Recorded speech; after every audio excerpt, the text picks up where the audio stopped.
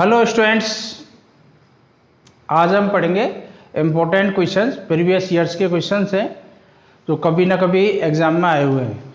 इससे पहले हमने वर्कशीट कर ली थी 1 मार्क्स के क्वेश्चन। ये इलेक्ट्रोस्टैटिक्स के क्वेश्चन है, चैप्टर 1 और 2 के एक साथ। अब इसमें वर्कशीट सेकेंड है, इसमें 2 मार्क्स के क्वेश्चन है, short answer type question. Short answer type question 2 marks. देखो, फिजिक्स में जितने आप क्वेश्चंस की प्रैक्टिस करोगे उतने ही फिजिक्स में आपके समझ लो ऊपर मार्क्स जा रहे हैं। 70 में 69, 68, 70 में 70। इस बार भी बच्चों के 100 में से 100 फिजिक्स में आए। अभी रिजल्ट आया, उसमें राजस्थान बोर्ड के बच्चे 4th रैंक लाया है स्टेट बोर्ड में। लेकिन क्वेश्चंस की प्रैक्टिस आपको करनी होगी। उससे मिलाऊंगा किस दिन, जो स्टेट रैंक 4th रैंक है ऑल राजस्थान में, उसका स्टेट बोर्ड का स्टूडेंट था वो। अब देखो, short answer type question 2 marks. पहला आपको ये क्वेश्चन साइड में स्क्रीन पे देखते रहेंगे, मैं पहला क्वेश्चन पढ़ रहा हूं और कर रहा हूं।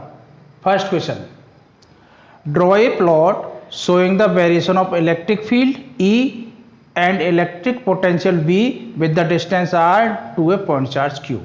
ये कह रहे हैं E और V का ग्राफ खींचो डिस्टेंस R के साथ और पॉइंट चार्ज के लिए। तो पॉइंट चार्ज के लिए आपको पता है ना E क्या होता है, K की वैल्यू वो लिख देता हूँ 1/4πε0 Q/R²। और V क्या होता है 1/4πε0 Q/R।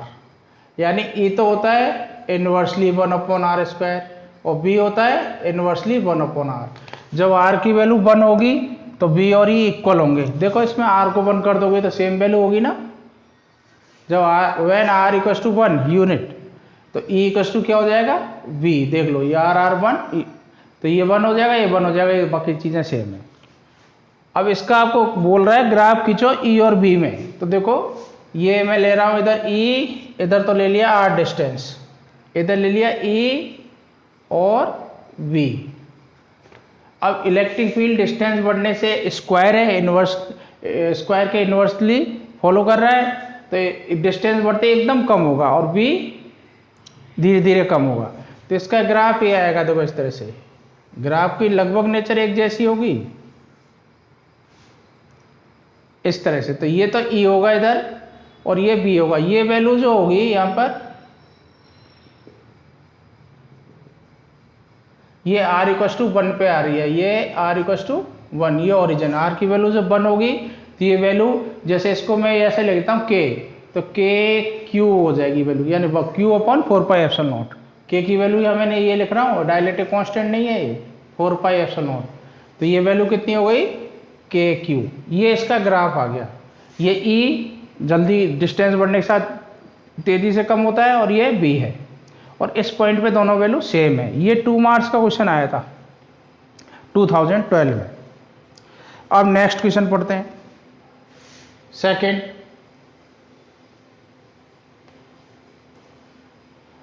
देखो, क्वेश्चंस की जितनी ज़्यादा आप प्रैक्टिस करोगे उतने ही फिजिक्स में आप अंडरस्टैंडिंग अच्छी हो जाएगी। कंपटीशन के लिए जाते हो तो वहाँ भी यही क्वेश्चंस आते हैं। सिलेबस तो आपका यही रहता है, उसको बस सब्जेक्ट को अंडरस्टैंड कर लो।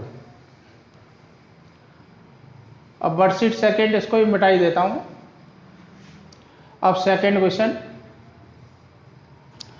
N electric dipole is held in a uniform electric field first so that net force acting on it is 0।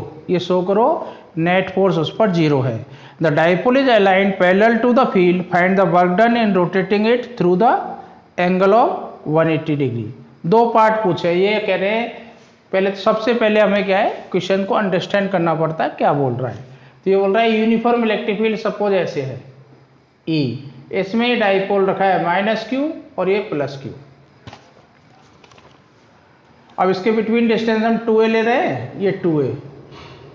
अब ये बोल रहा है सो दैट, फर्स्ट पार्ट इसका, so that net force acting on it is 0। ये dipole पे जब uniform electric field में रखते हैं तो नेट फोर्स 0 है, ये बताओ। तो पहले देखो, मैं निकाल रहा हूं फोर्स ऑन प्लस क्यू, इसका नाम देता हूं F1। कितना होगा ये QE, ये होगा QE, ऐसे लगेगा ये QE। इसकी डायरेक्शन क्या होगी, शॉर्टकट लिख देता हूं मैं अलोंग E, E के डायरेक्शन में लगेगा। फोर्स वेक्टर क्वांटिटी है, ये तो होगा मैग्नीट्यूड, ये होगा इसकी डायरेक्शन, इलेक्ट्रिक फील्ड के डायरेक्शन में ही लग जाएगा। अब लिख रहा हूं फोर्स ऑन माइनस क्यू, तो F1 force on minus Q, इसका नाम दे दिया F1, ये होगा minus QE, charge minus Q है माइनस क्यू, लेकिन डायरेक्शन क्या होगा opposite to E, minus sign क्या बता रहा है E के अपोजिट टू E, ये ऐसे लगेगा, माइनस क्यू यहां लिख देता हूं, ये फोर्स ये लग गया QE। तो नेट फोर्स कितना हो गया, net force equal and opposite force है, तो नेट फोर्स कितना हो जाएगा, वेक्टर फॉर्म करोगे तो F1 प्लस F2, ये वेक्टर, तो एक ऐसे लग रहा है एक ऐसे लग रहा है, यानी QE minus QE, net force कितना हो गया 0, वेक्टर एडिशन इसका कितना आ गया 0, तो नेट ट्रांसलेटिव फोर्स इज 0, यही तो शो करना था। Hence net force on the dipole is 0, इस फोर्स है ट्रांसलेटिव फोर्स, यानी इसका दूसरा मीनिंग है ट्रांसलेटिव मोशन ऐसे नहीं होगा, ये फोर्स ऐसे इसको मूव नहीं करा सकते। तो ये तो पहला पार्ट हो गया। सेकेंड पार्ट बोल रहे हैं the dipole is aligned parallel to the field, find the work done in rotating it through the angle of 180 degree. अब इसका एक तो डायरेक्ट फॉर्मूला है, एक आप कॉन्सेप्ट से कर सकते हैं। सेकंड पार्ट, फर्स्ट पार्ट मिटा रहा हूं, सेकंड यहां से कर रहा हूं। ये कह रहा है डाइपोल, इसको भी मिटा देता हूं। सेकंड पार्ट ये बोल रहा है, second the dipole is aligned parallel to the field, ये इलेक्ट्रिक फील्ड है सपोज इस तरह से, इस डायरेक्शन में, find the work done in rotating it through the angle of 180 degree. अब डाइपोल ऐसे है, माइनस क्यू इधर प्लस क्यू इधर, ठीक है, तो P का डायरेक्शन ऐसे हो गया है, minus Q to plus Q, ये माइनस क्यू चार्ज है, इधर ये प्लस क्यू चार्ज है, P का डायरेक्शन नेगेटिव टू पॉजिटिव होता है, अलाइन हो रखा है इसके parallel to the field, find the work done in rotating it through the angle of 180 degree, ये एंगल 0 है, 0 से इस तक लाने का वर्क डन बताओ। तो देखो वर्क डन का बेसिक फॉर्मूला क्या होता है, वर्क डन इक्वल्स टू, तो यही तो होगा टॉर्क डी थीटा, ये 7th चैप्टर 11th क्लास हमने पढ़ा है, रोटेशन का वर्क डन, जैसे F डॉट डी एस होता है टोटल वर्क डन, रोटेशन में टॉर्क डी थीटा, तो टॉर्क की वैल्यू हम जानते हैं क्या होता है PE कॉस थीटा। अब कहां से, 0 से 180 डिग्री, 0 तो ये एंगल है और इसको ऐसे रोटेट करके 180 डिग्री, तो वर्क डन निकाल लो। तो P तो आपने बाहर कर दिया, कॉस थीटा का और ये डी थीटा लिखो, डी थीटा कॉस थीटा का इंटीग्रेशन क्या होगा माइनस साइन थीटा, और ये 0 से 180 डिग्री। अब माइनस को बाहर कर दिया, माइनस PE, एक मिनट, PE कॉस थीटा नहीं होता बेटा, PE साइन थीटा होता है, PE साइन थीटा, ये कॉस थीटा इंटीग्रेशन में आएगा। जो टॉर्क की वैल्यू होती है, torque equals to PE sine theta होता है, ठीक है, जो टॉर्क होता है टॉर्क PE साइन थीटा। ऐसे मेमोरी बेस्ड चीजें कई बार उक चूक हो जाती हैं, तो उसको ध्यान रखना होता है, टॉर्क जो लगता है PE साइन थीटा, तो साइन थीटा का इंटीग्रेशन माइनस कॉस थीटा, तो माइनस को बाहर कर दिया। अब कॉस थीटा की वैल्यू रखो, कॉस पहले upper limit 180 degree minus cos 0, cos 180 degree minus cos 0, और कॉस 180 डिग्री कितना होता है -1, कॉस 0 होता है 1, ये हो गया -2, तो माइनस माइनस हट के 2PE, ये इसका वर्क डन आ गया। इसका डायरेक्ट फॉर्मूला जो वर्क डन का आप अगर याद कर ले तो ये है -PE cos theta 2 minus cos theta 1, ये डायरेक्ट फॉर्मूला है। इससे भी ये शॉर्टकट है, अगर आपको याद है, कई बार आप बेसिक से करते हो तो आपको डेरिवेशन भी याद रहते हैं। तो W इक्वल्स टू -PE और कॉस थीटा 2 कितना, कॉस 180 माइनस कॉस 0। अब कॉस 180 कितना है, सो डायरेक्ट फॉर्मूला यूज किया है, इसी को डायरेक्ट फॉर्मूला से भी कर सकते हैं, -1 तो ये हो गया 2P, ये वर्क डन हो गया 0 से 180 रोटेट कराने में। ये सेकेंड कुछ इस तरीके से डायरेक्ट फॉर्मूला यूज करोगे, ये वाला फॉर्मूला ही है, तो ये स्टेप आपके बचते हैं। लेकिन ऐसे करने से आपको डेरिवेशन ऑफ कॉन्सेप्ट ध्यान रहता है। ये जैसे कंपटीशन के लिए जाते हो तो आपको डायरेक्ट फॉर्मूले होने चाहिए, वहाँ आपके पास टाइम कम होता है। अब नेक्स्ट थर्ड क्वेश्चन,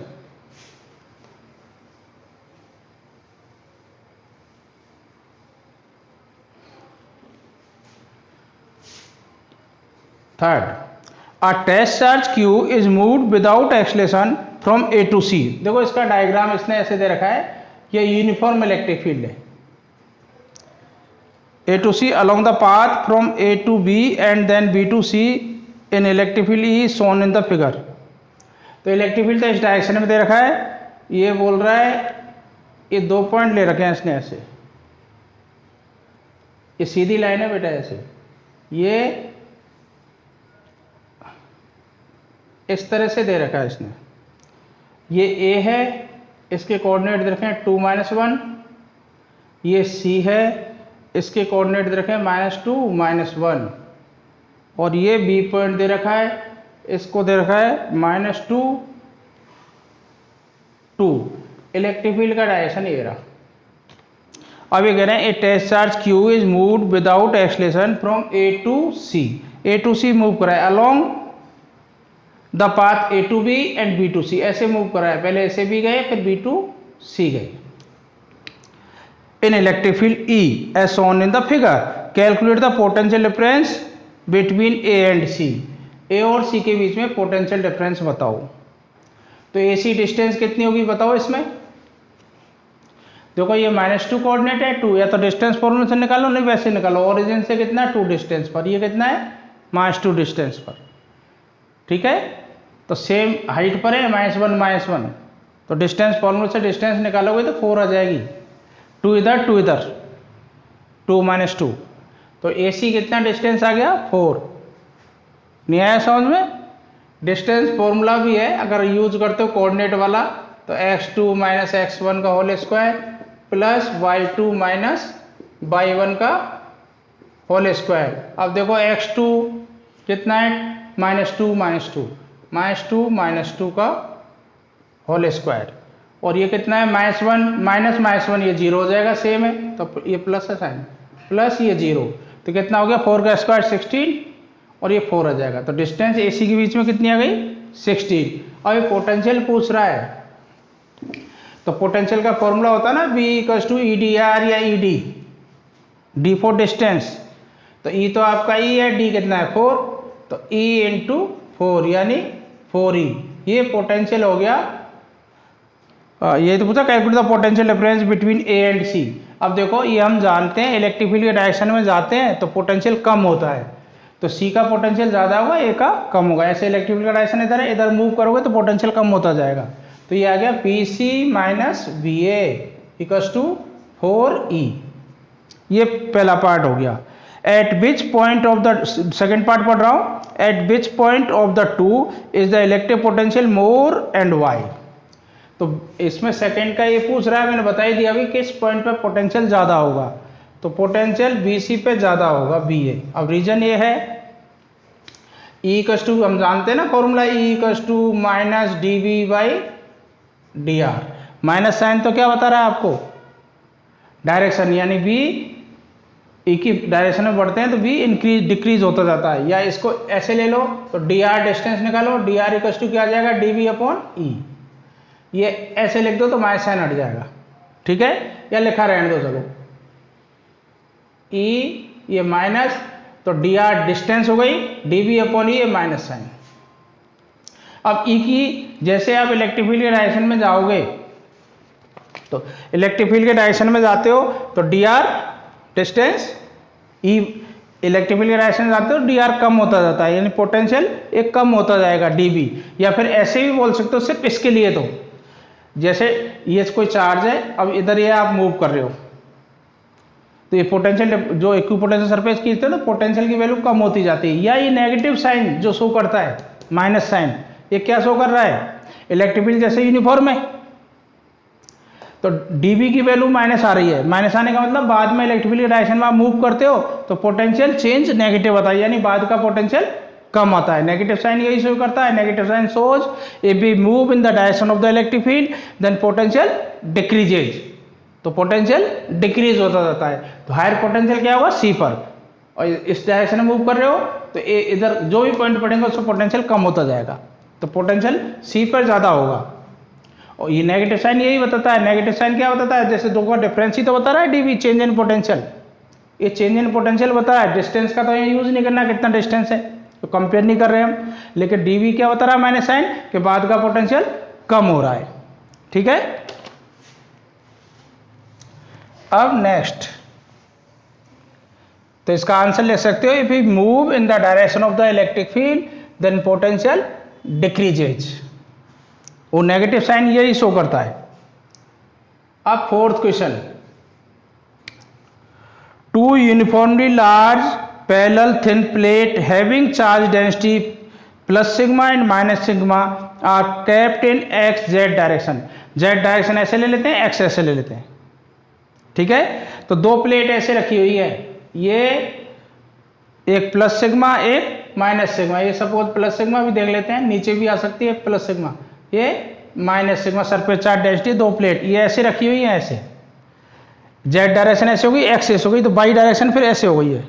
ठीक है, प्लेट ऐसे रखी हुई है, ये एक्स जेड प्लेन में, नहीं ऐसे रखी हुई है एक्स जेड प्लेन में, ये जेड, ये एक्स और वाई ऐसे आएगी, प्लेट ऐसे रखी हुई है। ठीक है, एक्स जेड प्लेन में।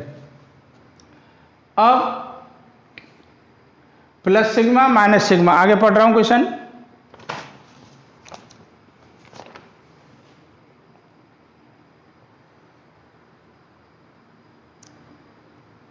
Eight X Z plane at a distance D, इनके बिटवीन डिस्टेंस है डी, ये डिस्टेंस इनके बीच में कितना है, टोटल डिस्टेंस है डी।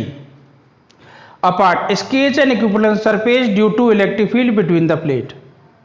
दूसरा पार्ट इसमें पूछ रहा है, a particle of mass m and charge minus Q remain stationary between the plate, what is the magnitude and direction of this field. ठीक है, पहला तो ये पूछ रहा है इनके बीच में, पहला पार्ट यहाँ लिख देता हूँ। इनके बिटवीन आपको क्या ड्रॉ करना है, इक्विपोटेंशियल सरफेस ड्रॉ करना है। तो इक्विपोटेंशियल सरफेस जो इसके बिटवीन आएगा, इलेक्ट्रिक फील्ड तो आपका ऐसे हो गया। अब ये जैसे आपने प्लेट ऐसे ली है, तो एक प्लेट को आप ऐसे भी दिखा सकते हो, दो तरीके हैं इसको, एक तो इक्विपोटेंशियल सरफेस ही हो गया, तो ये पूरा ये एरिया, ये साइड दिख रही है, जैसा प्लेट का एरिया वैसे ही इसका होगा, यानी हर प्लेट का पॉइंट इस प्लेट से इक्विडिस्टेंस रहेगा, इस इक्वल डिस्टेंस में पड़ना चाहिए इससे, मतलब प्लेट ऐसे ही है। अब इसको डायग्राम आप ऐसे भी बना सकते थे, ये आपने प्लेट ले ली ये वाला, अब ये दूसरी प्लेट हो गई प्लस सिग्मा और ये माइनस सिग्मा, ये इक्विवेलेंट सरफेस हो गया है। तो इसका ये तो डायग्राम पूछा था। अब पूछ रहा है इसी में सेकंड पार्ट बता रहा हूँ, ये तो इसकी डायग्राम ऐसे ही बना सकते हो, ऐसे ही बना सकते हो। अब इसको मिटा रहा हूँ। अब ये पूछ रहा है इसमें कोई नेगेटिव चार्ज यहाँ रख दिया, यहाँ पर जिसका मास कितना है m, negative charge minus charge रख दिया q। If A particle of mass m charge minus q remain stationery, ये गिर नहीं रहा नीचे, ऐसे प्लेट आपकी रखी है, चार्ज यहाँ है, ये रेस्ट में। अब इसमें फोर्स कौन कौन से लगेंगे, देखो एक तो लगेगा mg डाउनवर्ड। अब नेगेटिव प्लेट है तो कंफर्म नेगेटिव नीचे की तरफ होनी चाहिए, प्लेट नेगेटिव, दूसरी वाली ऊपर पॉजिटिव। जैसे इलेक्ट्रिक फील्ड का डायरेक्शन ये है, नेगेटिव फोर्स, इस पर फोर्स कितना लगेगा, अपोजिट टू इलेक्ट्रिक फील्ड ऐसे। ये Fe इलेक्ट्रिक स्टैटिक के कारण फोर्स लगेगा Fe, वो कितना होगा QE, electric field opposite direction में। mg नीचे लग गया तो इसका अपोजिट डायरेक्शन में फोर्स लगेगा, तभी ये रेस्ट में होगा। अगर पॉजिटिव प्लेट नीचे ले दी तो रेस्ट में हो ही नहीं सकता, दोनों फोर्स नीचे लग जाएंगे। तो ये अपोजिट, इसलिए नेगेटिव प्लेट नीचे होगी, नेगेटिव चार्ज है, तो अपोजिट फोर्स ऐसे, ये electric static force just equal and opposite होंगे, तो ये स्टेशनरी होगा। तो 4 स्टेशनरी, 4 रेस्ट को लिख देना, 4 charge at rest, then mg equals to क्या जाएगा, mg equals to QE। mg downward force है, ये अपवर्ड फोर्स है, तो पता क्या करना था, what is the magnitude and direction of the electric field. तो मैग्नीट्यूड तो इलेक्ट्रिक फील्ड का ही आ गया, mg upon q, this is the magnitude.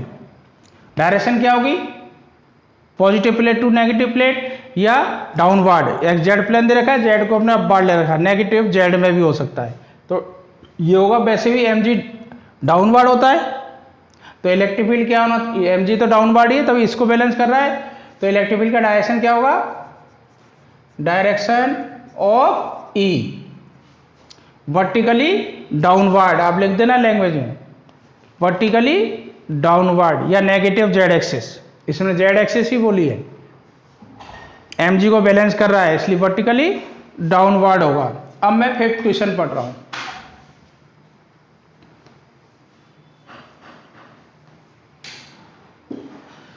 Fifth, two small electric dipole AB and CD, each of dipole moment P are kept at an angle 120 degree as shown in the figure। इसमें एक figure दे रखी है, तो देखो बनाता हूं मैं। ये तो इसने बोला है, ये बोला है x डैश एक्सिस, ये y डैश एक्सिस,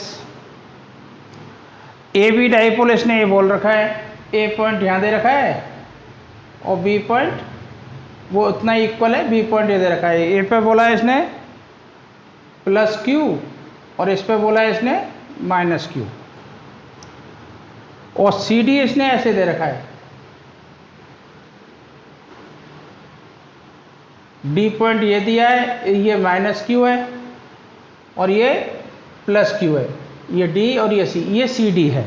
तो हम जानते हैं ये तो डाइपोल बन गए, electric dipole, AB electric dipole, CD electric dipole. अब डाइपोल मोमेंट, इसका डाइपोल मोमेंट का डायरेक्शन क्या होता है, नेगेटिव टू पॉजिटिव ऐसे, और वो लिख दिया मैंने P, इसने खुद दे रखा है P है डाइपोल मोमेंट, और इसका dipole moment negative to positive ऐसे P आ जाएगा। इसका दोनों का डाइपोल मोमेंट, इसका भी P, इसका भी P क्वेश्चन में दे रखा है, और इनके बिटवीन एंगल कितना है, 120 डिग्री ये दे रखा है। अब पूछ रहा है What is the resultant dipole moment of this combination? Resultant dipole moment बताओ इस कॉम्बिनेशन का। तो ये दोनों वेक्टर क्वांटिटी हैं, इसका डाइपोल मोमेंट इधर, इसका इधर, दोनों के बिटवीन एंगल कितना हो गया, 120 डिग्री। तो आपको रिजल्टेंट डाइपोल मोमेंट निकालना है, पेलगोम लॉ को याद करो, रिजल्टेंट का फॉर्मूला यही तो था, R = √। अब ए जो भी आपने याद कर रखा है, मैंने ऐसे लिख दिया, A² + B² + 2AB cos theta. तो देखो R, P आपको रिजल्टेंट निकाल रहा है, तो P RES मैंने लिख दिया रिजल्टेंट डाइपोल मोमेंट, और ये हो गया P1², A की वैल्यू भी P है इसमें, ये P², B की वैल्यू भी P है, ये P² + 2A भी P है और ये भी P है, P² cos थीटा, दोनों के बिटवीन एंगल कितना है, 120। अब देखो cos 120 की वैल्यू या तो आप डायरेक्ट याद कर लेना, -½ होती है, नहीं तो ट्रिग्नोमेट्री से निकाल सकते हो, 90 + 30, और cos 90 + थीटा क्या होता है, माइनस साइन थीटा, तो माइनस साइन 30, साइन 30 की वैल्यू क्या होती है, हाफ, तो ये -½ आ गया cos 120 की वैल्यू। तो देखो ये कितना हो गया, 2p² + 2p² × -½ तो 2 से 2 कट गया, ये -p² बचेगा, तो फाइनली क्या बचेगा, p², तो रूट से p बाहर निकलेगा तो p आ गया। तो रिजल्टेंट डाइपोल मोमेंट कितना आ गया इसका, p। ये पहला पार्ट हो गया, यानी 11th की नॉलेज यूज करवा ली। अब नेक्स्ट पार्ट और है इसमें, if the system is subjected to a electric field E directed along x direction, what will be the magnitude and direction of the torque acting on this. ये कह रहे हैं system में ये पॉजिटिव डायरेक्शन में इलेक्ट्रिक फील्ड है, तो इस पर टॉर्क कितना लगेगा। ये तो आपका रिजल्टेंट डाइपोल मोमेंट आ गया, P इसका डायरेक्शन और निकाल देता हूँ, क्योंकि ये वेक्टर क्वांटिटी है, तो इसकी डायरेक्शन के लिए जाओगे, डायरेक्शन का फॉर्मूला पेलगोम लॉ वाला लगा दो, डायरेक्शन निकालते ना, tan beta B sin theta / A + B cos theta, ये है। वैसे दोनों इक्वल है, तो वैसे दोनों इक्वल हैं, तो कन्फर्म 120 को बाई सेट करेगा, इसके साथ 60 बनाएगा, इसके साथ 60 बनाएगा एंगल, और इससे निकालोगे तो वो 60 आना है। P की वैल्यू कितनी है, B की वैल्यू P sin 120 / A की वैल्यू P + B की वैल्यू, P की वैल्यू भी P cos 120। देखो cos 120 की वैल्यू आपने निकाल रखी है, sin 120 यहाँ निकाल देता हूँ, sin 120 = क्या लिखोगे, sin 90 प्लस 30, तो साइन किस में चेंज होगा, कॉस में, और 30 कॉस, ये cos 30, cos 30 कितना होता है वैल्यू, √3/2। तो देखो p कॉमन ले कट गया। अब इसको फर्दर सॉल्व कर रहा हूँ, p तो कॉमन ले कट गया, साइन 120 की वैल्यू लिख रहा हूँ √3/2, √3/2 अपॉन ये 1 और ये हाफ बचेगा, 1 माइनस हाफ, तो ये हाफ ही बचेगा, 2 से 2 कट जाएगा, सिर्फ √3 बचेगा। अब tan बीटा इक्वल्स टू √3, √3 कब होता है, √3 होती है tan 60 की वैल्यू, तो बीटा कितना आ गया 60 डिग्री, यानी ए के साथ 60 बनाएगा। ए आपने इसको लिया है, ये इसके साथ एंगल होता है, तो दोनों सेम है, तो ये एंगल 60 आ गया आपका ये वाला, और ये भी 60 है, टोटल तो 120 है, तो ये एंगल आ गया इसका बीटा 60। अब सेकंड पार्ट करते हैं, ये पूरा डायरेक्शन भी निकल गई। अब सेकंड पार्ट इसका बोल रहा है, इस पूरे सिस्टम पे अगर इलेक्ट्रिक फील्ड ई लग रहा है तो टॉर्क बताओ, ठीक है। अब टॉर्क का फॉर्मूला क्या है, टॉर्क इक्वल टू होता है PE साइन थीटा, लेकिन ध्यान रखना P और E के बिटवीन एंगल होता है। तो देखो ये तो आपका रिजल्टेंट P है, जिसको हमने PRES लिखा था, ये रिजल्टेंट जिसकी वैल्यू भी P आई थी, अभी हमने निकाल लिया। ये E ए रहा, तो ये एंगल हमें ढूंढना है, ये 60 मत यूज कर जाना इसमें, वो थीटा 60 नहीं है, इसका थीटा अलग, angle between P and D, ये इसकी ट्रिक थी, छोटा सा क्वेश्चन है, इजी है, बस ये एंगल ये लगेगा, तो ये कितना होगा, देखो ये 60 एंगल, ये टोटल कितना है 90, एक्स और वाई एक्सिस है, तो ये 30 बचेगा, तो ये थीटा या 30 होगा, इसमें थीटा कितना आएगा 30। अब P आपका P है, E आपका E है, और ये हो गया साइन 30, साइन 30 कितना होता है हाफ, तो ये हो गया PE इंटू हाफ, यानी PE अपॉन 2, ये इसकी टॉर्क की वैल्यू हो गई। ये तो आपका 5th क्वेश्चन हो गया। अब मैं 6th की बात कर रहा हूं।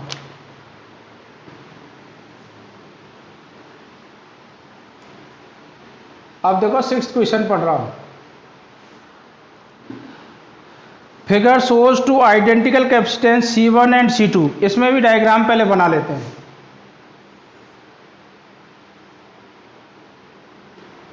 ये बैटरी और ये बैटरी का 6 volt,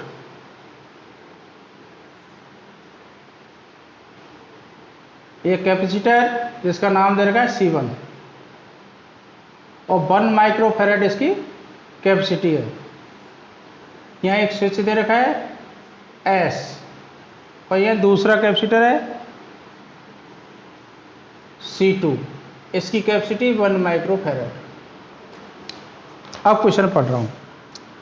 figure shows two identical capacitor C1 and C2 each 1 microfarad capacitance connected to a battery of 6 volt, 6 volt की बैटरी से कनेक्टेड है। Initially switch S is close, शुरुआत में एस को क्लोज कर दिया। After some time S is left open, फिर S को ओपन कर दिया।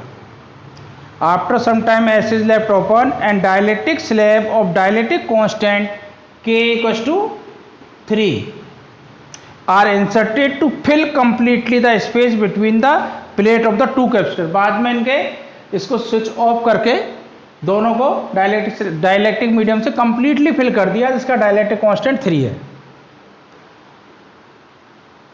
How will the charge and potential difference between the plate of the capacitor be affected after the slab are inserted. तो ये कह रहा है चार्ज और इनका पोटेंशियल डिफरेंस किस तरह से अफेक्टेड होगा।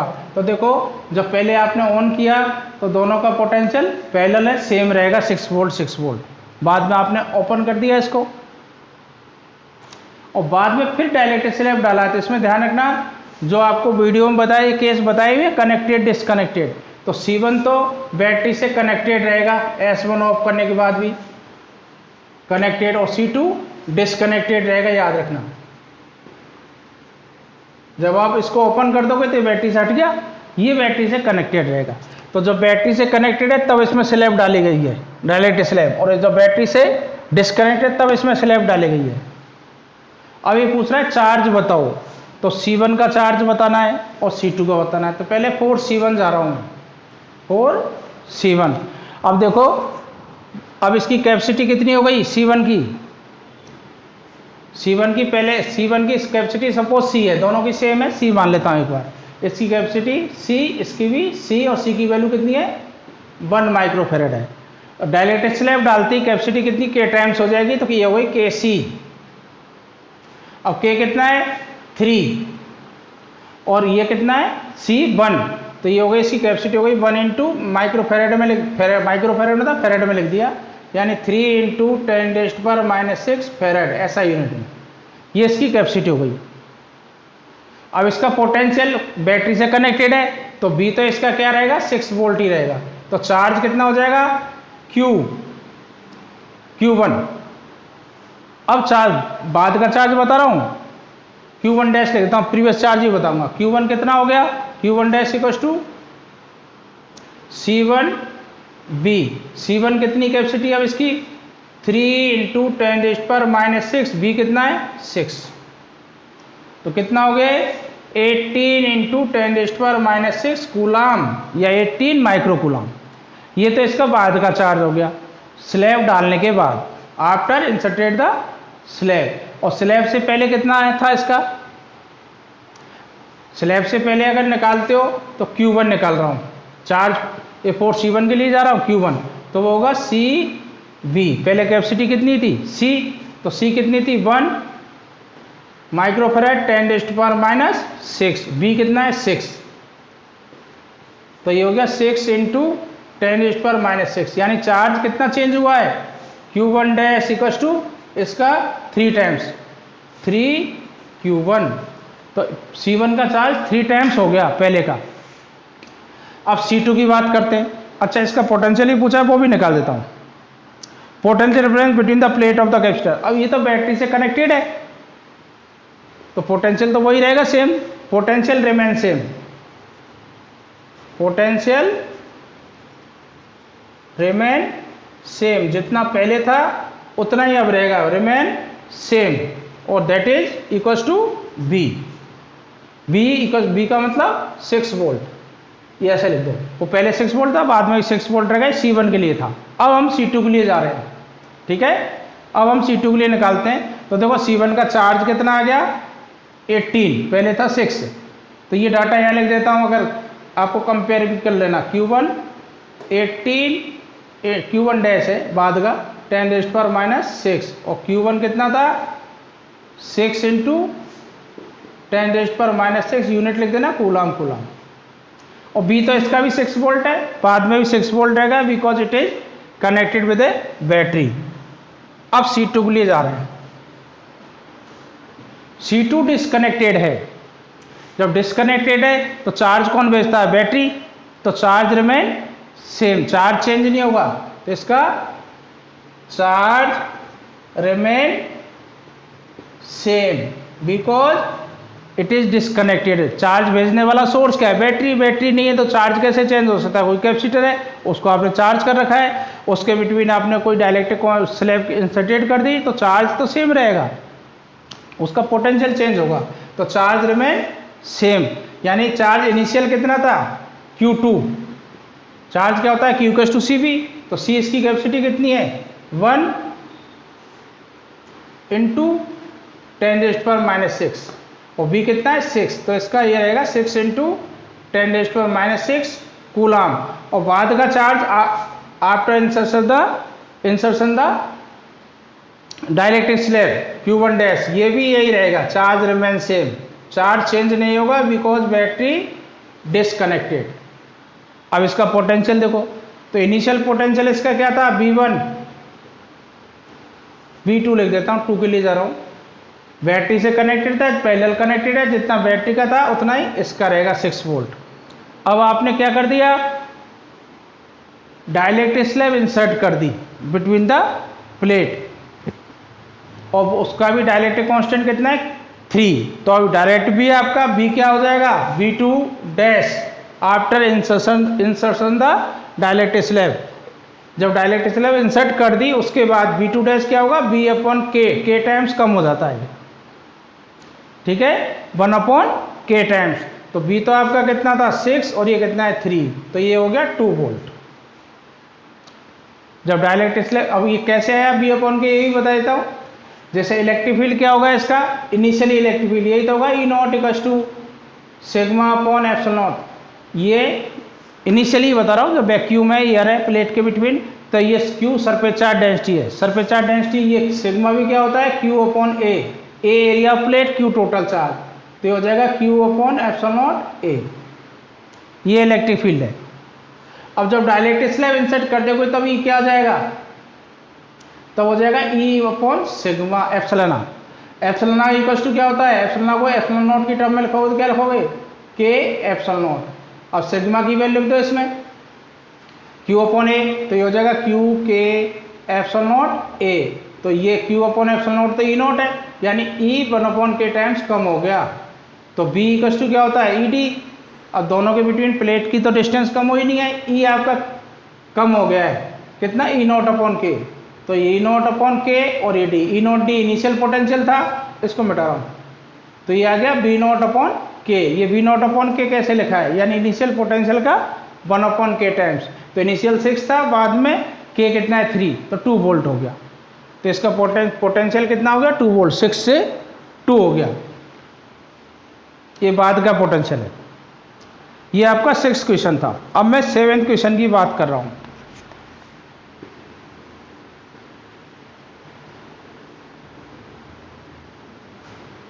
ये 6th क्वेश्चन था, अब 7th।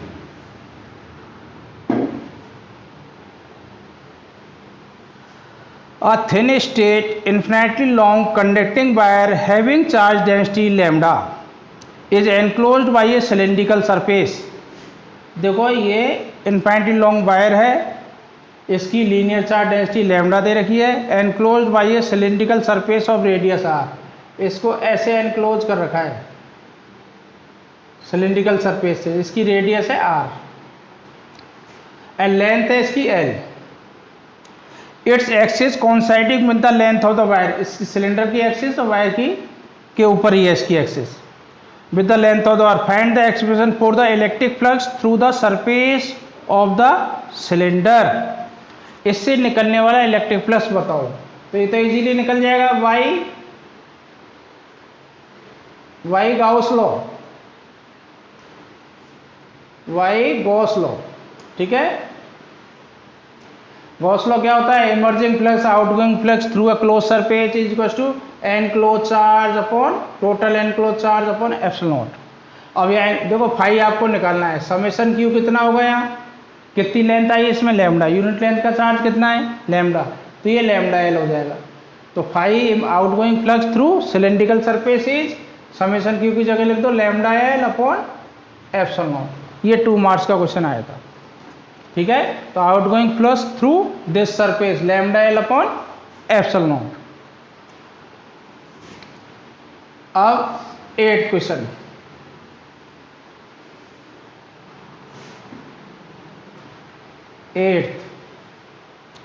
Plot a graph showing the variation of Coulomb force F versus 1 upon are square. ये कह रहे हैं F versus 1 upon are square का ग्राफ खींचो, where r is the distance between the 2 charges of each pair of charge. ये pair of charge दे रखे हैं 1 माइक्रोकूलम कॉमा 2 माइक्रोकूलम, इन दोनों चार्ज के बिटवीन फोर्स, और दूसरा 2 माइक्रोकूलम एंड -3 माइक्रोकूलम, इनके बीच में आपको ग्राफ खींचना है।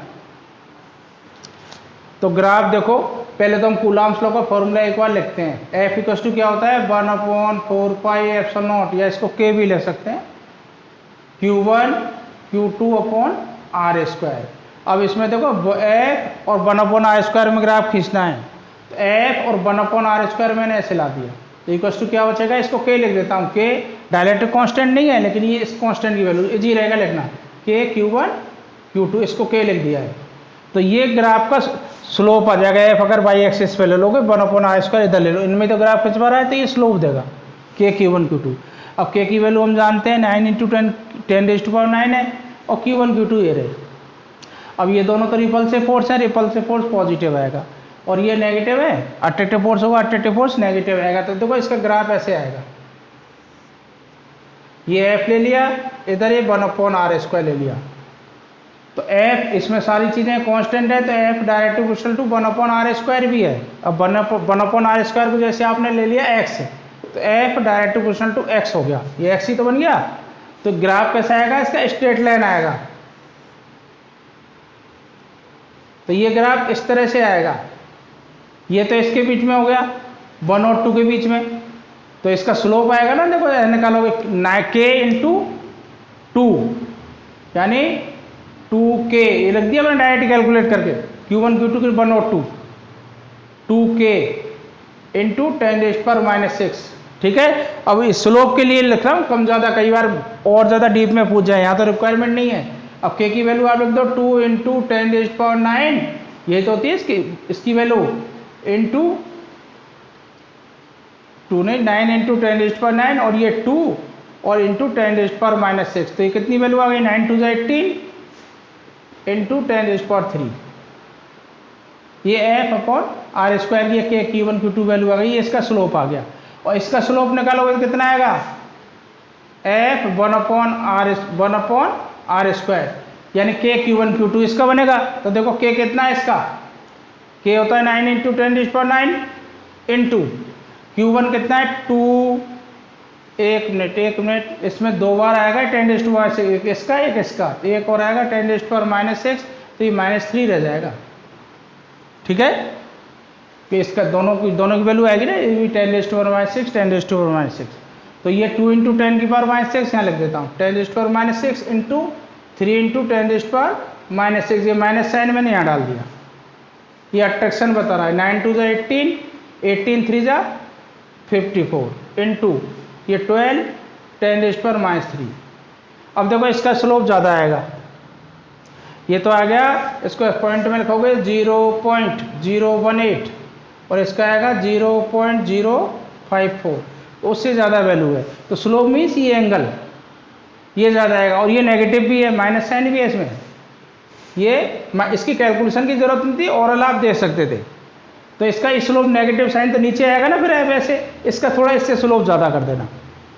तो ये तो हो गया 1 माइक्रोकूलम और 2 माइक्रोकूलम के लिए, और ये ग्राफ हो गया 2 माइक्रोकूलम और -3 माइक्रोकूलम, ये इसका स्लोप है, यानी tan थीटा की वैल्यू है 0.018 यहाँ पर, अगर थीटा है तो tan थीटा ही रहा, और इसका tan थीटा ही रहा, ये वाला थोड़ा ये ज़्यादा आएगा इससे।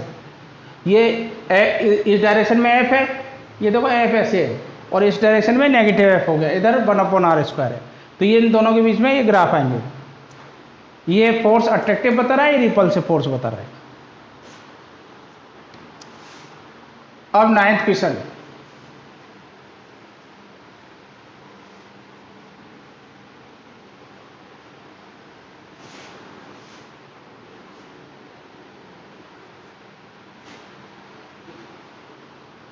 A parallel plate capacitor is being charged by a time varying current. Explain briefly how a Ampere circuit law is generalized to incorporate the effect due to the displacement current. अब देखो ये तो आपके इस चैप्टर का question नहीं है, 8th chapter का है, इलेक्ट्रोमैग्नेटिक 8th चैप्टर 8 चैप्टर का है। तो इसको चलो आंसर तो मैं ले देता हूँ, लेकिन 8 चैप्टर जब शुरू होगा तभी आ जाएगा क्वेश्चन। ये डिस्प्लेसमेंट करंट की टर्म में बोल रहा है, वो Ampere's law, modified Ampere's law का पूछ रहा है, V.dl = μ0। अभी आपको समझ में नहीं आएगा, ये टाइपिंग वाले ने ये थोड़ा इसमें गलती से आ गया है, तो ये इसका आंसर है V.dl = μ0 I + ID। ID यहाँ डिस्प्लेसमेंट करंट है, ये चैप्टर 8 का है। ठीक है, इलेक्ट्रोमैग्नेटिक वेव वाला वो चैप्टर 8 है, उसका क्वेश्चन है 9। तो अभी इसको हटा देते हैं। हाँ, आंसर तो मैंने लिख दिया, यही था इसका 10, लेकिन अभी समझ में नहीं आएगा, डिस्प्लेसमेंट करंट आपने सुना ही नहीं है। 10 net capacitance of 3 identical capacitor in series is 1 microfarad. यानी ये कह रहा है सीरीज कॉम्बिनेशन में 3 आइडेंटिकल कैपेसिटर हैं, उनका इक्विवेलेंट कैपेसिटी में CS लिख दी 1 माइक्रोफेरेड है। What will be their net capacitance if connected in parallel? जब इनको पैरेलल में लगाओगे तो नेट कैपेसिटेंस क्या होगा? तो लेट कर लो, लेट ईच की जो कैपेसिटी है पूरी लैंग्वेज लिखना है, let capacity of each capacitor is C. अब सीरीज में निकालोगे तो 1/CS इक्वल्स टू क्या आएगा, सीरीज में 1 होगा, इसमें 1/C तीनों की सेम है, प्लस 1/C तो कितना हो जाएगा 3/C। तो ये 1/CS, तो CS, अब C इक्वल्स टू क्या हो गया 3CS। CS आपको दे रखा है 1 माइक्रोफेरेड, तो 1 माइक्रोफेरेड यानी 3 माइक्रोफेरेड ईच कैपेसिटी हो गई। हर कैपेसिटर की कितनी हो गई 3 माइक्रोफेरेड, टोटल 3 थे। आप देखो what will be there net capacitance if connected in parallel. अब पैरेलल में कनेक्टेड होंगे तो पैरेलल के लिए कितना होगा, पैरेलल के केस के लिए इक्विवेलेंट कैपेसिटी CP लिख देता हूँ, इक्विवेलेंट कैपेसिटी ये होगा C प्लस C। अब C कितना है 3 + 3 + 3 तो कितना हो गया 9 माइक्रोफेरेड। ये माइक्रो में 3 + 3 + 3 तो वही ईच कैपेसिटर कैपेसिटी।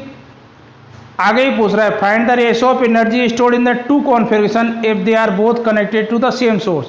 दोनों कॉन्फ़िगरेशन सेम सोर्स से कनेक्टेड है यानी भी सेम हो गया, तो उनका एनर्जी स्टोर्ड का रेशियो बताओ ड्यू टू द नहीं if they are both connected to same source find the ratio of energy stored.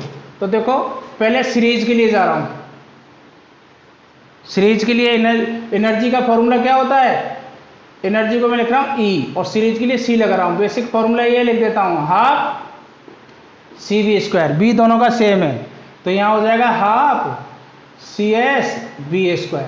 अब CS तो आपको पता है इक्विवेलेंट एरा 1, तो इनटू लिख दो 1 × 10⁻⁶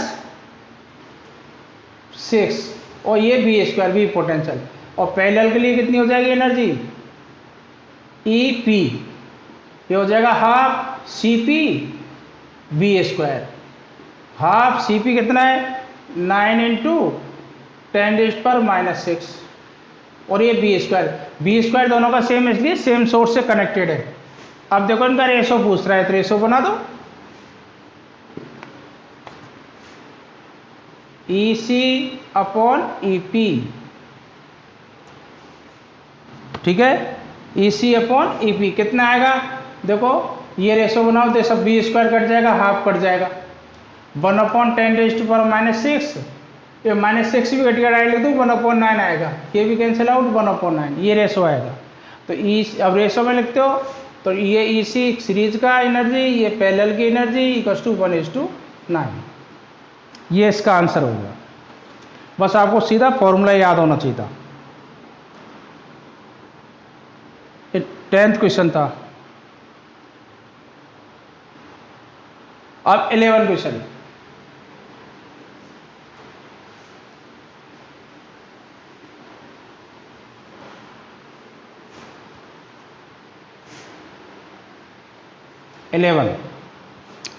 calculate the amount of work done in rotating a dipole of dipole moment P दे दिया 3 × 10⁻⁸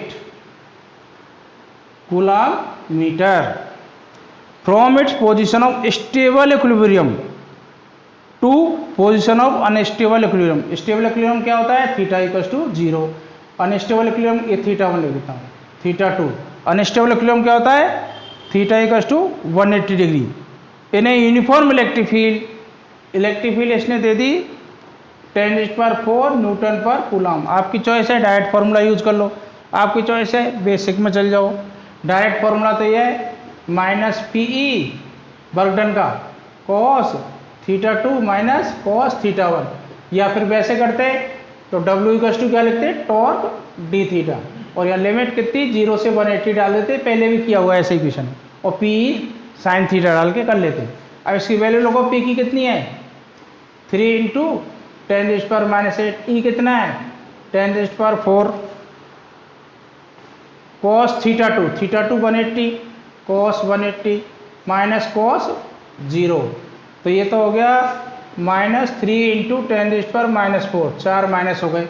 और ये कितना हो गया -1, ये 1 तो -2 हो गया, ये 2 3 जा 6 × 10⁻⁴ जूल, ये वर्क डन आ गया। 6 इंटू 10⁻⁻⁴ जूल। ये देखो बोर्ड के क्वेश्चन है जिसमें अर्थमेटिक ज़्यादा नहीं आएगी, ओरल कैलकुलेशन हो जाएगी। अब मैं 12th क्वेश्चन कर रहा हूँ, इसमें थोड़ा इंक डाल देता हूँ, थोड़ा लाइट हो गया है। अब 12 क्वेश्चन,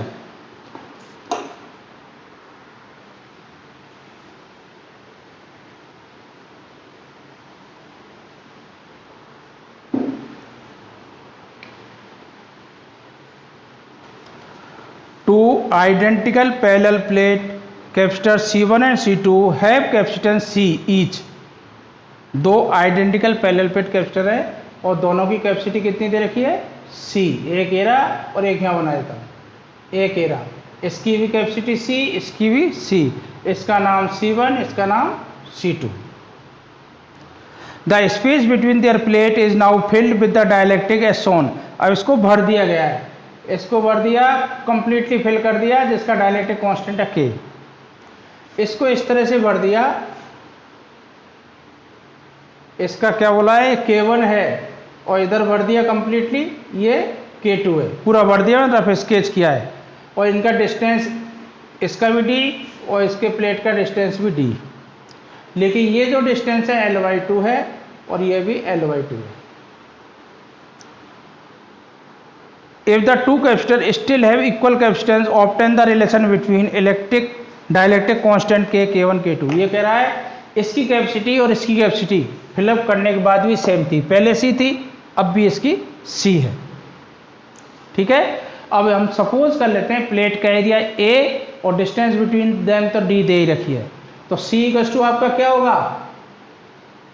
ε0 A/D, यही तो होगा। अब C1 की कैपेसिटी क्या हो गई आफ्टर इंसर्शन? तो आप लैंग्वेज में लिख देना, after inserted the dielectric slab capacity of C1। तो C1 की कैपेसिटी क्या हो जाएगी? KC, यही तो हो जाएगी KC। अब C क्या है यहाँ पर?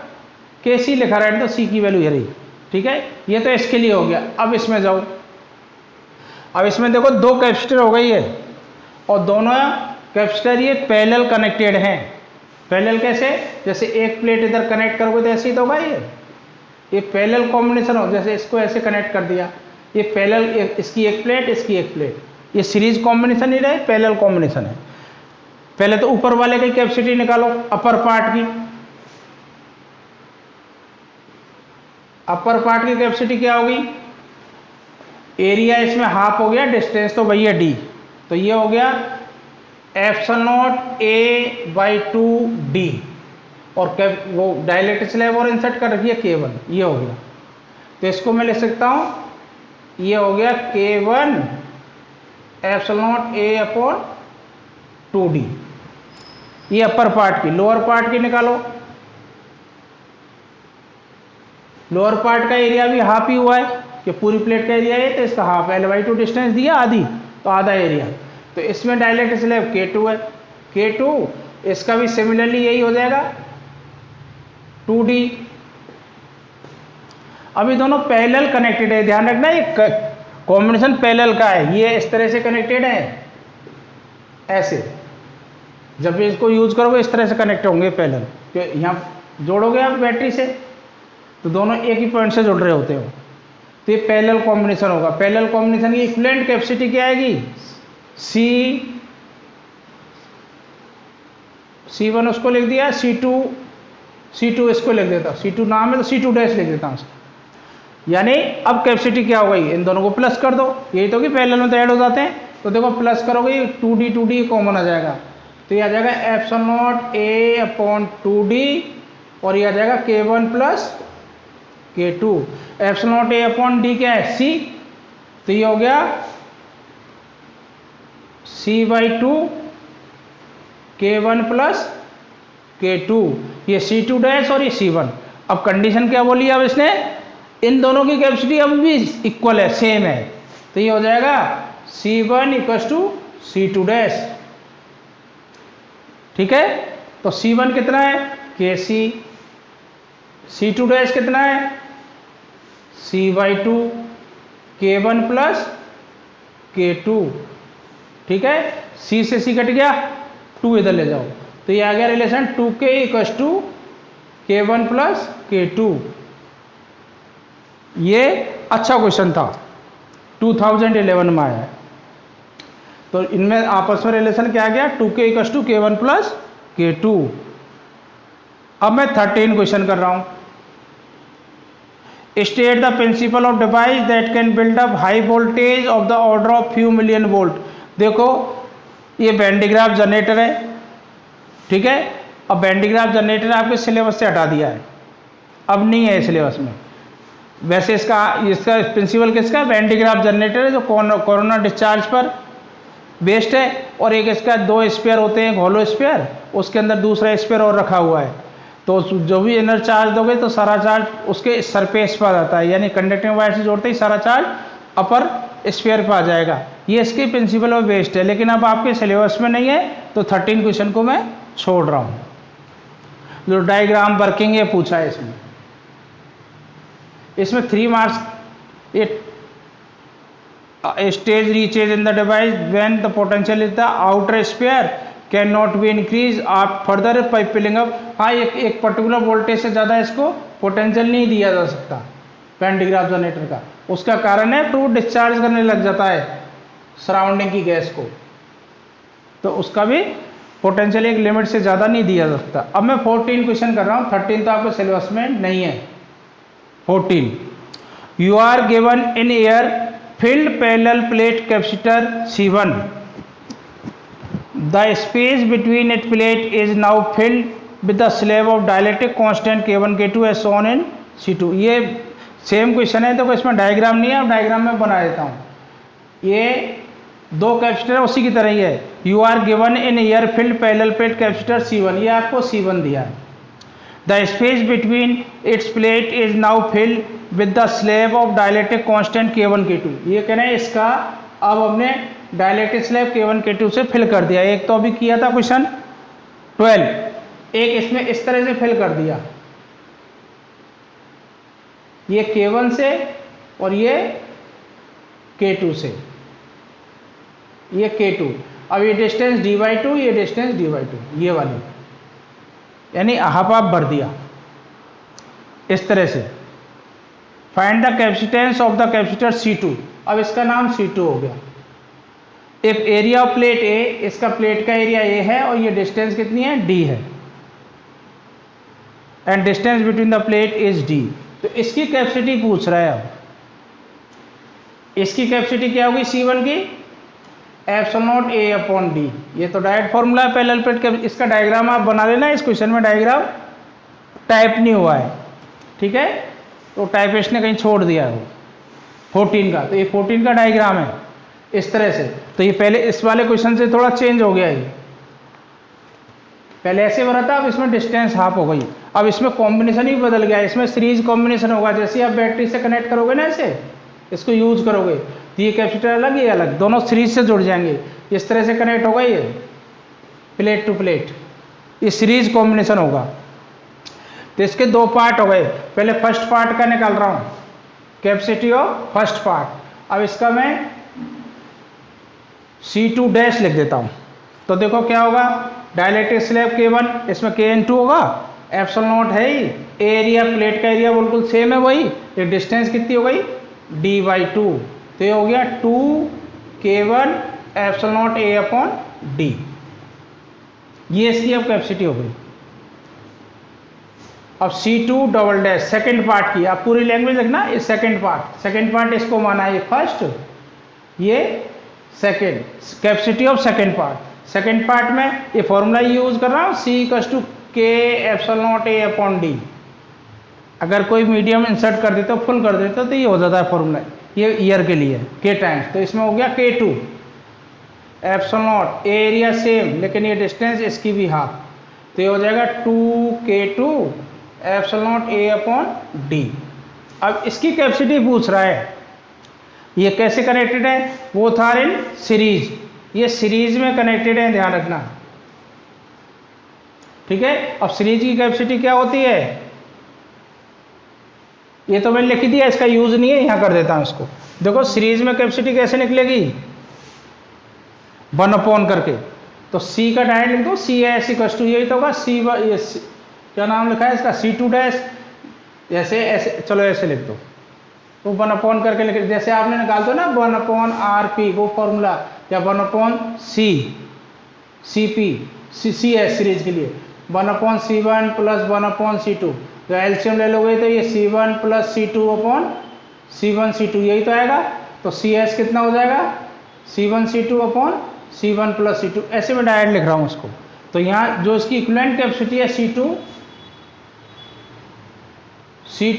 की इक्विवेलेंट कैपेसिटी C2 लिख रहा हूँ इससे, तो क्या आएगा इन दोनों का प्रोडक्ट, देखो C1 C2, इनका नाम दे रखा है C2 dash × C2 double dash upon C2 dash + C2 double dash. अब इनकी वैल्यू पुट कर दो, C2 डैश ये रहा 2K1 एप्सिलॉन A/D इनटू, इसको मिटा लेता हूँ, इनटू 2K2 एप्सिलॉन A/D, ठीक है, अपॉन इक्वल साइन हला दो, ये दोनों को प्लस, तो देखो इन दोनों को प्लस करना है, एक स्टेप जंप कर लेता हूँ, इन दोनों को प्लस करना है, तो 2 एप्सिलॉन A/D कॉमन आ जाएगा, 2 एप्सिलॉन A/D कॉमन ले लिया, और यहाँ बचेगा K1 + K2। अब ये और ये कट जाएगा एक, और 2 भी कट जाएगा, ये कट गया, ये कट गया, ठीक है। तो क्या बचेगा आपका, ये 2 भी कैंसिल आउट, ये कैंसिल आउट, ये बचे 2K1 K2, 2K1 K2, नीचे बचेगा K1 + K2, एक ये कट गया, एक ये बच गया, एप्सिलॉन A/D, ये इसकी कैपेसिटी आ गई। अब इस कैपेसिटर की ये कैपेसिटी है 2K1 K2 upon K1 + K2 epsilon A/D।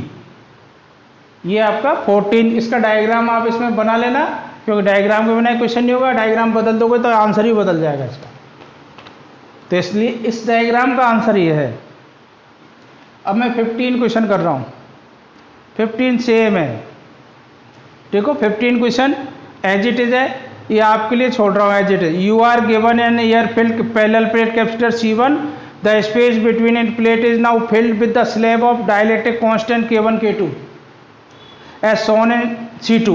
Find the capacitance of the C2 if area of plate A and distance between the plate is D। ये एज इट इज क्वेश्चन है, तो ये आपके लिए छोड़ दिया। यही 14 यानी 15 क्वेश्चन 14 की तरह ही है, ठीक है। अब मैं 16 पे आ रहा हूं।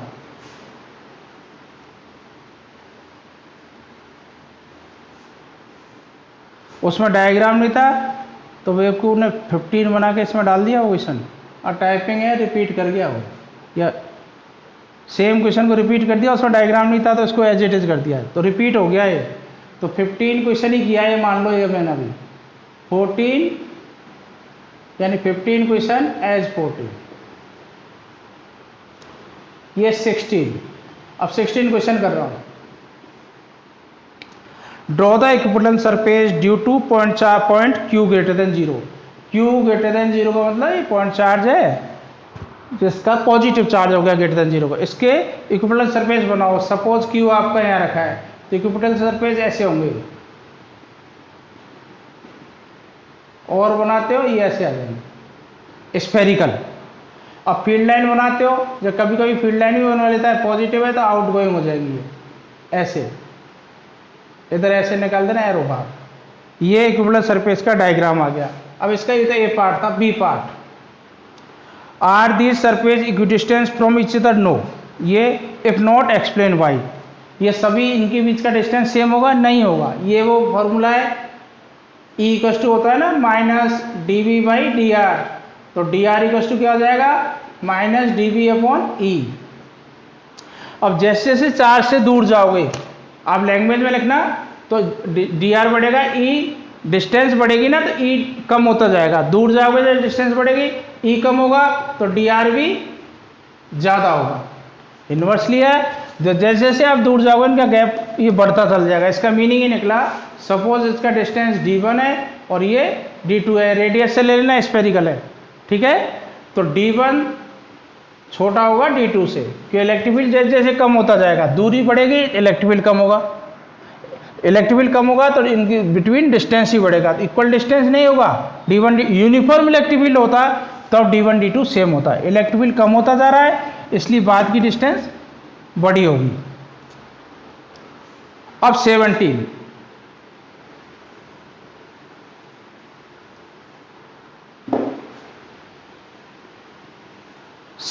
Question, calculate the amount of work done in turning an electric dipole of dipole moment 2 × 10⁻⁸ coulomb metre.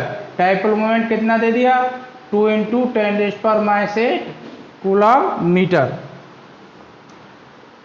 From its position of unstable equilibrium to the position of stable equilibrium, यानी θ1 अनस्टेबल 180 डिग्री, 180 डिग्री से θ2 कहाँ पहुंचा है, stable equilibrium. Stable equilibrium होता है 0 in a uniform electric field E 10⁻³ newton पर coulomb.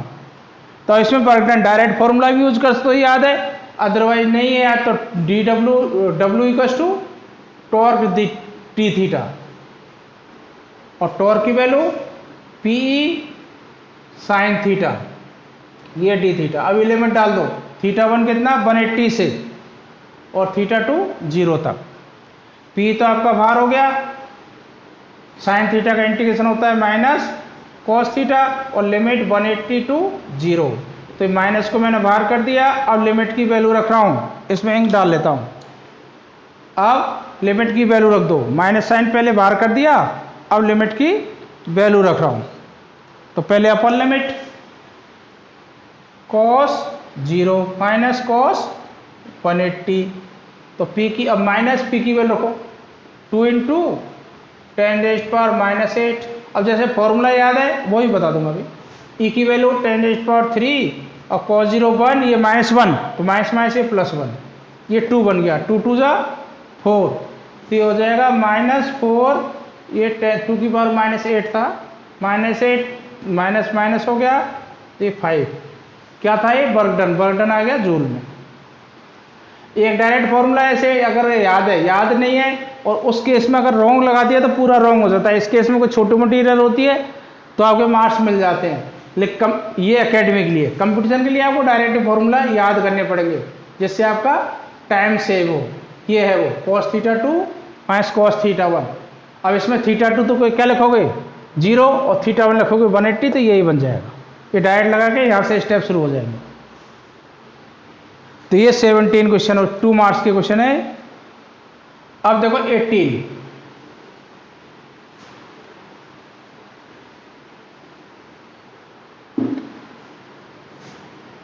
Question, deduce the expression for the energy stored in parallel plate capacitor C having charge +Q and -Q on its place.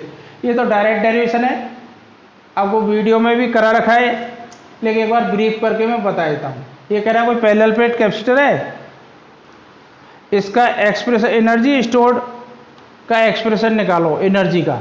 जब energy के लिए suppose इसको हमने small q charge दिया, let given language सारा उसमें है, let given q charge given to the capacitor, तो पोटेंशियल क्या हो जाएगा, मैं शॉर्टकट लिख रहा हूँ q चार्ज गिवन, तो potential between the plate of the capacitor V = क्या होगा Q/C, C is the capacity of this capacitor.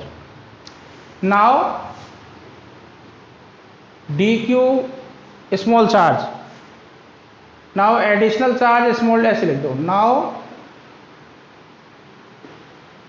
Additional charge small dq given to capacitor, पूरा लिख देना।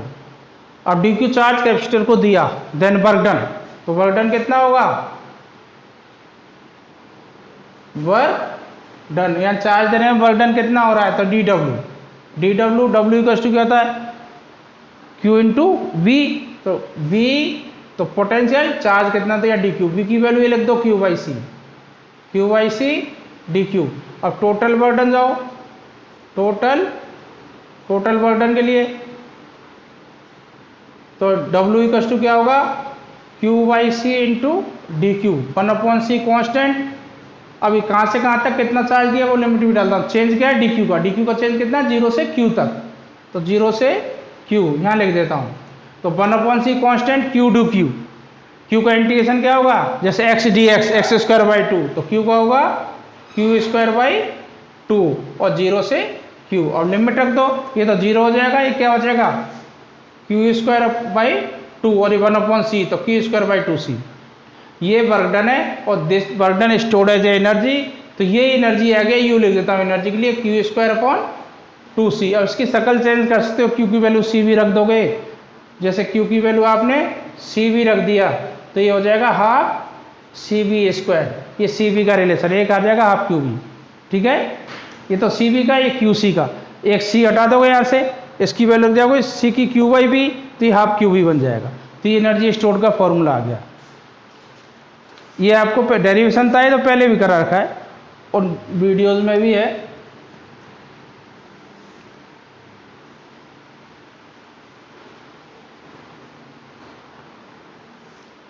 अब 19 क्वेश्चन,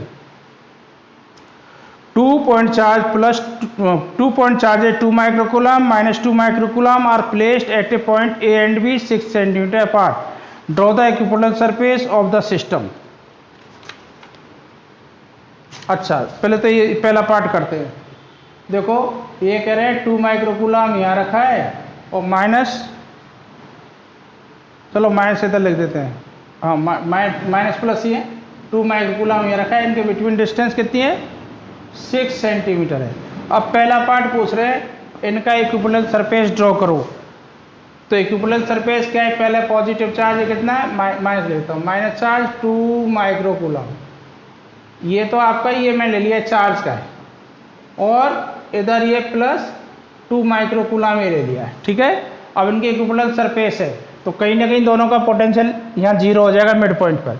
इनके जो स्फेरिकल बनते हैं आइडेंटिकल के, लेकिन जो ये डाइपोल बन गया है तो इनके सेंटर ऐसे शिफ्ट होंगे, पहला फिर इस साइड में।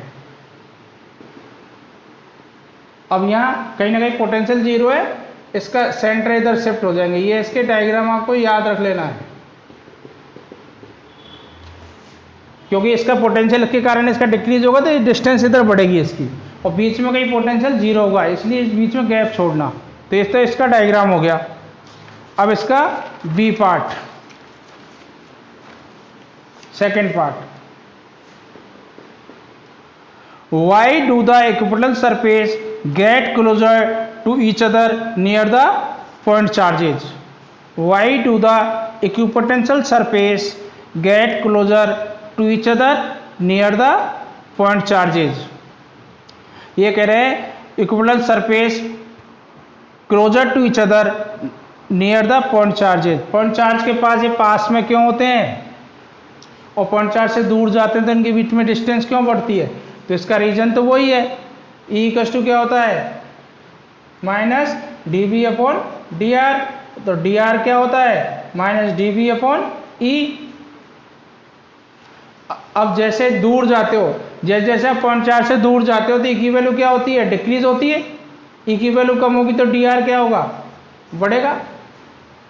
जब पॉइंट चार्ज से हम दूर जाते हैं तो इनके बिटवीन डिस्टेंस बढ़ती जाती है, क्योंकि इलेक्ट्रिक फील्ड कम होता जाता है। इलेक्ट्रिक फील्ड कम होगा तो distance between two equivalent surface will be increases, इसका रीजन ये है। अब 20 क्वेश्चन,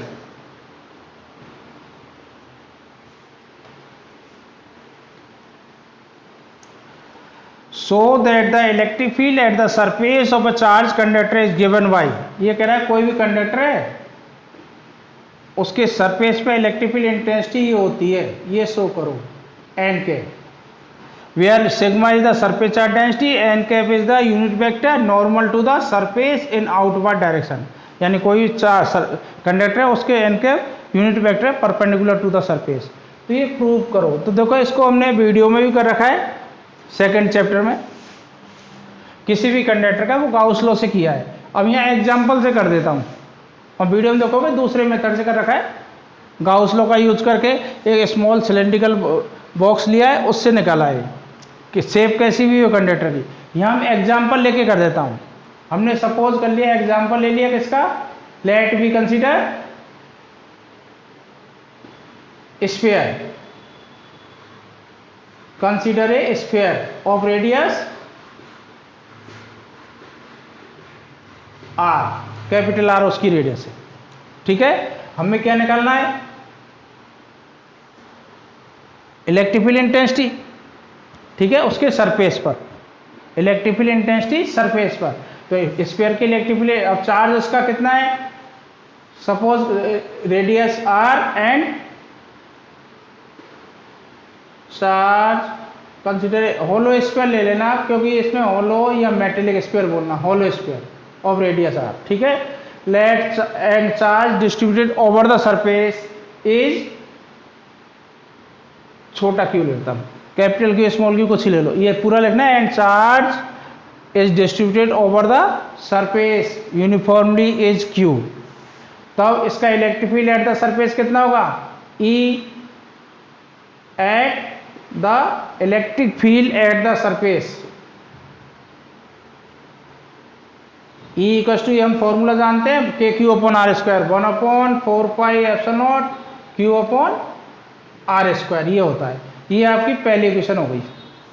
ठीक है, ये आपकी फर्स्ट इक्वेशन हो गई।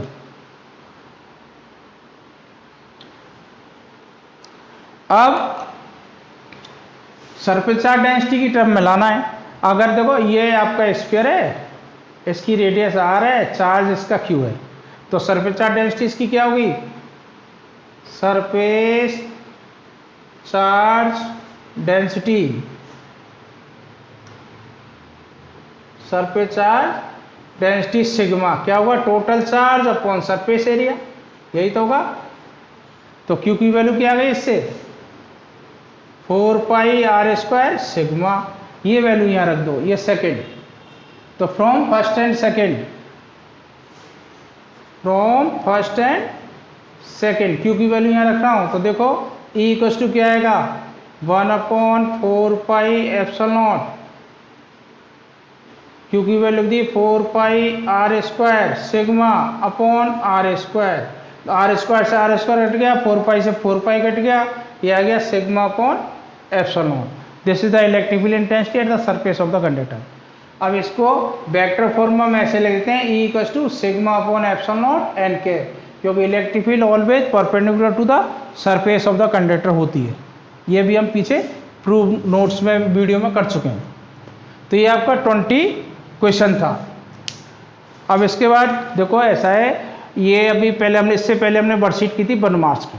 अब ये 2 मार्क्स के क्वेश्चन है, इसके बाद 3 मार्क्स 5 मार्क्स के क्वेश्चन।